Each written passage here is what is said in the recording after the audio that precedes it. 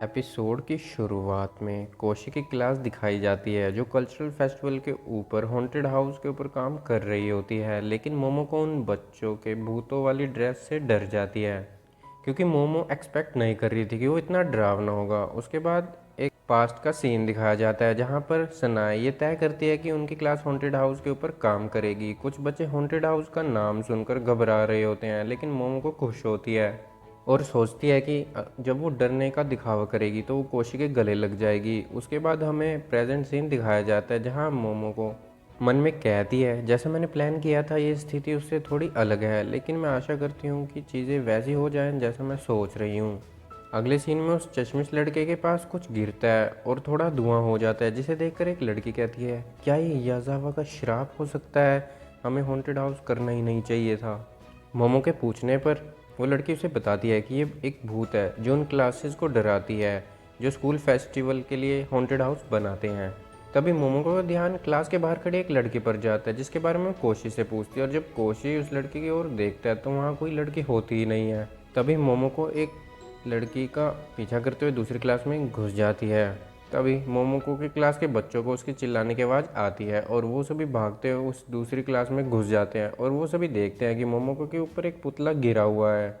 उसके बाद जब वो सभी अपनी क्लास में जा रहे होते हैं तो मोमोको उस भूत का नाम पूछती है तो एक लड़की कहती है, मुझे लगता है उसका नाम याजावा नारुमी था, तो वो एक लड़की हो सकती है। उसके बाद मोमोको पूछती है, पर वो उन क्लासेस के पीछे क्यों पड़ी हैं जो हॉन्टेड हाउस कर रही हैं? तभी एक चश्मिश बताता है, बहुत समय पहले याजावा की क्लास ने भी हॉन्टेड हाउस किया था स्कूल फेस्टिवल के लिए, पर दुर्भाग्य से कुछ भारी लकड़ी के फट्टे उसके ऊपर गिर गए।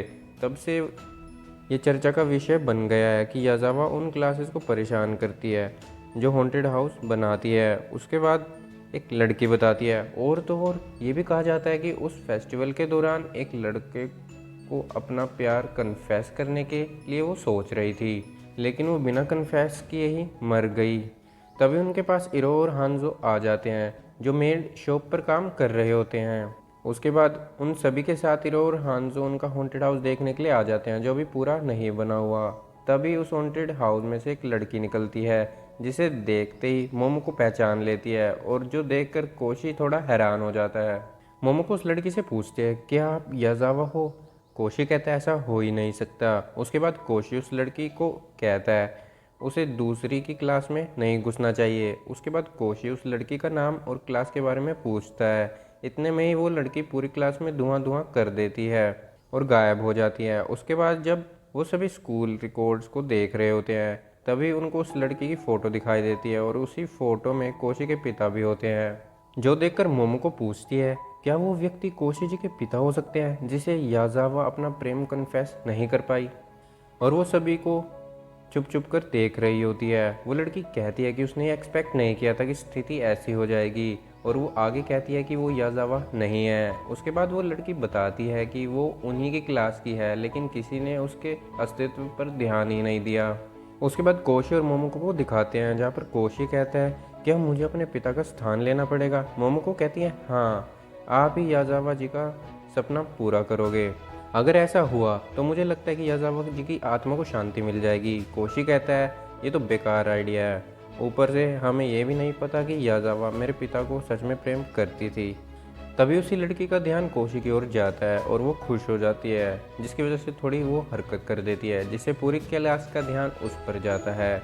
और जैसे ही मोमो को उसके पास आने की कोशिश करती है तभी वो पीछे हो जाती है और अपने बारे में मन में बताती है कि वो बचपन से ही मशीन के बीच पली बड़ी है, जिस कारण से उसके मित्र नहीं बन पाए, और मित्र तो दूर की बात, उसका तो कोई नाम भी याद नहीं रख पाता। तभी वो अपनी जेब में से एक यंत्र निकालती है जिसका नाम उसने काकुन रखा होता है, और वो उससे पूछती है कि अगर वो याजावा बनने का नाटक करे तो क्या उसे कोई याद रखेगा। काकुन कहता है, बिल्कुल सही कहा। उस मशीन की बात को मानकर वो लड़की सभी के सामने आ जाती है। उसके बाद एक पास्ट का सीन दिखाया जाता है जहाँ पर वो लड़की जब अपने क्लासमेट्स को देखती है तो वो शर्मा जाती है और अपने शरीर से जुड़ी एक और मशीन से वो धुआं पैदा कर देती है। उसके बाद हम प्रेजेंट सीन में आते हैं जहाँ पर कोशी मोमोको से पूछता है कि अब तुम ठीक हो? तुम थोड़ी देर पहले डरी हुई थी। मोमो को कहती है मैं अभी भी थोड़ी डरी हुई हूँ, लेकिन मुझे याजावा के लिए थोड़ा दुख है क्योंकि वो अपना प्यार का इजहार करे बिना ही मर गई। इस बात पर मोमो को एक दूसरी लड़की भी सपोर्ट करने लगती है। तभी वो लड़की काकुन में कुछ कहती है, जिससे सुनने के बाद काकुन सभी को धन्यवाद कहता है, जो देखकर कोशी उस लड़की से पूछता है कि वो उस चीज़ को उपयोग क्यों कर रही है बातचीत करने के लिए, जिस पर वो चश्मिश लड़का बताता है कि याजावा एक आध्यात्मिक प्राणी है, बोले तो आत्मा, वो इस संसार से सीधा संपर्क नहीं कर सकती। दूसरी ओर वो लड़की शर्मा रही होती है, लेकिन कोशी को छोड़कर उन बाकी बच्चों को कुछ ज़्यादा ही समझ आ गया होता है। कोशी को देखकर वो लड़की लाल हो जाती है और काक उनकी सहायता से कहती है, कोशी अगर आपको कोई परेशानी नहीं हो तो क्या कल स्कूल फेस्टिवल वाले दिन आप मेरे साथ समय बिता सकते हैं। जो सुनकर कोशी थोड़ा परेशान हो जाता है, जिस पर उसके क्लासमेट्स उस पर दबाव डालने लगते हैं ताकि वो उस लड़की के साथ समय बिताए।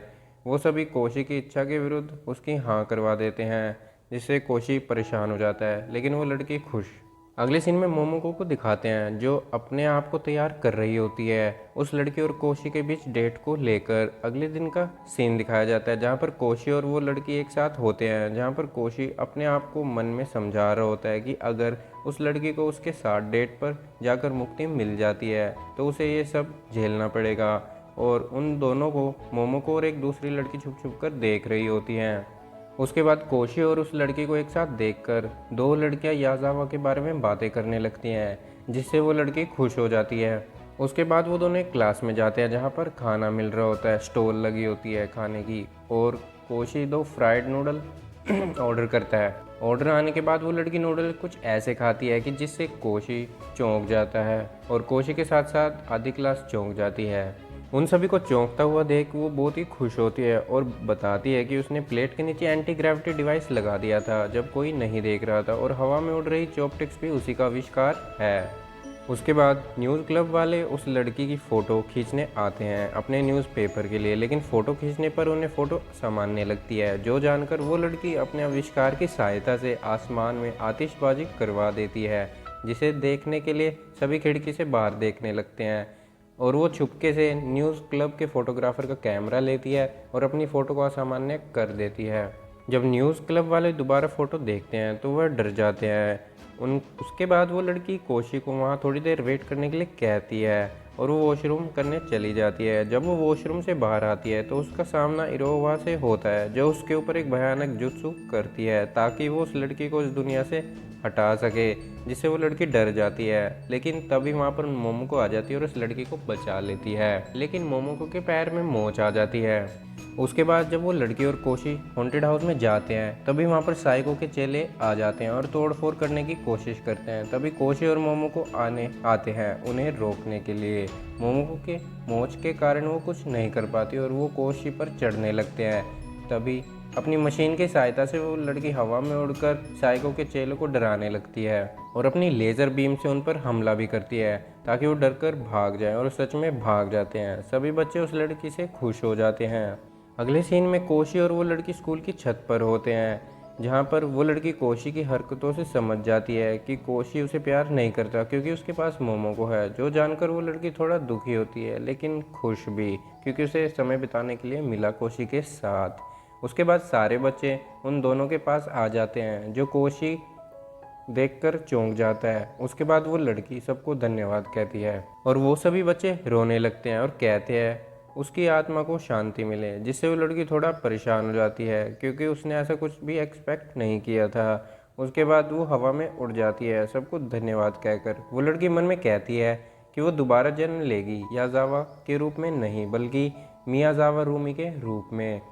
रूमी को जाते देख सभी खुश होते हैं। उसके बाद रूमी को दिखाते हैं जो मन में उन सभी बच्चों को घर जाने के लिए कहती है ताकि वो नीचे उतर सके। अगले सीन में रूमी को दिखाते हैं जिसके अटेंडेंस होने के समय वो नहीं बोल पाती क्योंकि वो शर्मा जाती है, लेकिन वो हाथ खड़ा कर देती है जिससे उसकी अटेंडेंस लग जाती है। उसके बाद वो काकुन से पूछती है कि पर्सनैलिटी को चेंज करना इतना हार्ड है।